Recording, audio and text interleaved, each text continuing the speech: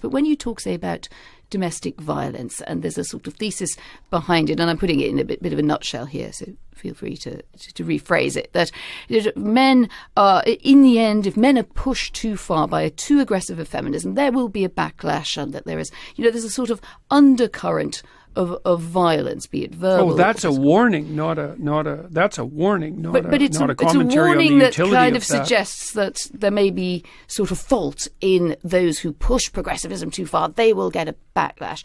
Some people, of course, see that as a bit of a permissive environment for bad behaviour. Well, people tend to confuse describing the likelihood of something with supporting the fact that it exists. And I'm describing the likelihood of something, not supporting the fact that it exists. If you push too far on the left, you're going to get a backlash on the right. That's how things work. And this is just a derivation of that as far as I'm concerned. How does that work in the context of domestic violence? Oh, I don't think it's applicable in the context of domestic violence at all. I think those things are completely separate issues. I mean, you were mentioning to me just as we were chatting. And I was speaking only politically with regards to the backlash. That was a comment on political backlash. It had nothing to do with domestic violence. That's a whole different issue. But violence often pops up in your work as something you think drives things. That I think you've said in relations between men are regulated by a background threat of force, and in a sense that's why men have difficulty with women. Is it really so? No, that's why men have difficulty with women who are completely out of control. But who should control women?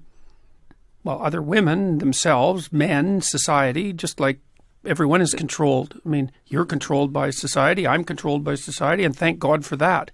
I mean, funny. I mean, you described yourself as a liberal earlier, and I think a liberal doesn't think that a society controls women or men. Well, let's say regulates. I'm a psychologist as well. But what is an out-of-control woman? What is this creature? How do we know when we met one? Well, I'm sure that you've met women in your life that acted towards you in a bullying and detestable manner. It's very difficult for women to cope with that because they don't have any real recourse. And female bullying can be unbelievably vicious. And usually that takes the shape of reputation destruction, innuendo and gossip. It's well documented. It's very difficult to defend. Men do it too, but men... No, but the patterns... disproportionately women, in your view, or not? Sorry. Yes, disproportionately women. That's what the data indicate. I mean, if men Where is the data on innuendo and gossip? Well, it's among antisocial behavior among adolescents. It's a well-documented field. So, because people look at aggressive and antisocial behavior in women and in men.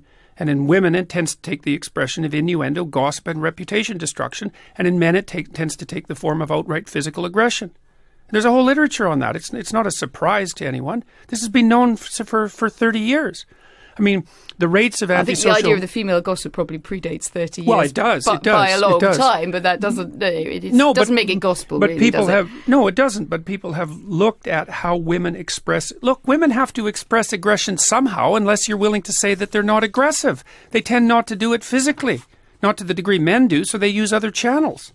And what other channels are there other than physical aggression if you're going to be aggressive? Well, you go after people verbally. You go after them with innuendo and gossip and reputation destruction. And that's how it works. And just to be clear, that you think that's predominantly a female modus operandi? It isn't that I think that. Well, it's that the clinical literature indicates that. It isn't that I think it. Well, I'm not interviewing the clinical literature. I'm interviewing you. What do you think? Well, I'm a psychologist and a scientist, and I tend to base my opinions on what I've read in the broad, relevant clinical literature. I'm not making this stuff up. I studied antisocial behavior for like 15 years. I'm actually quite an expert on it. And so we know that men are more likely to... Look at it this way. All right. Women are much more likely to try to commit suicide. And men are much more likely to kill themselves. And the reason for that is that men use lethal force and women don't. Now, that's a big difference.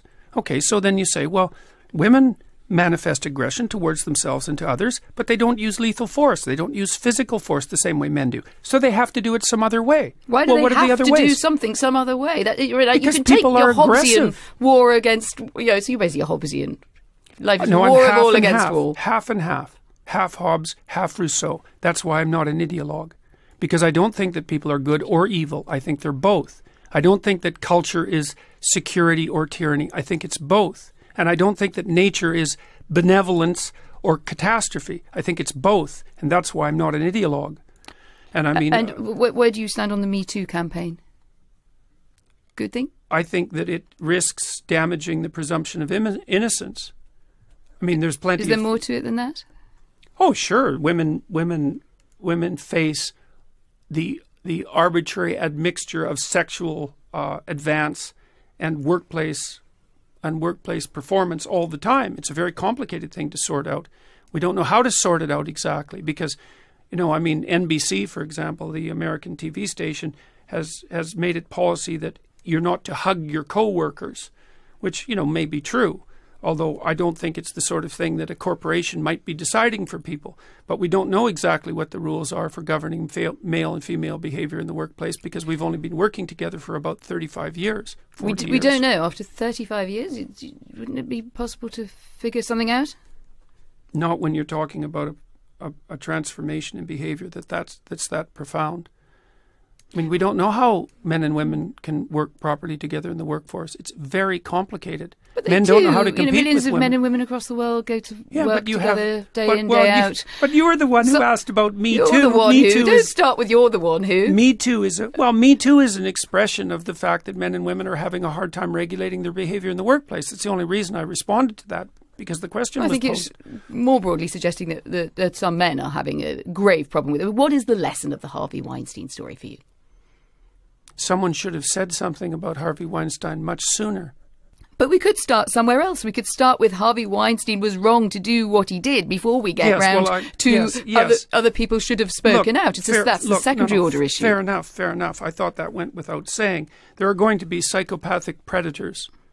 They're going to exist. And what has to happen is that people have to stop them because they won't stop themselves. And so I thought that was sort of implicit in the statement. Obviously, he shouldn't have done what he did. But you don't think that the culture in which he was operating, that there was particularly in his world, Hollywood?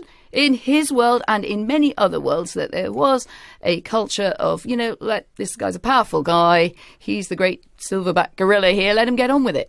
Oh, I think that culture was everywhere in Hollywood, which is why I think Not it's just in actually Hollywood? quite... Well, Hollywood particularly. I mean, the casting couch idea has been around for a very long period of time.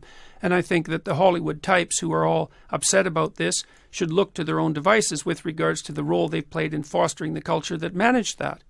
So it sounds like the Hollywood itself, or the women, or who? No, the entire culture. We were talking about culture. Yes. So, I mean, it's certainly that the Hollywood... What's the sensible thing for women to do about Me Too, to your mind, and what's the less sensible thing?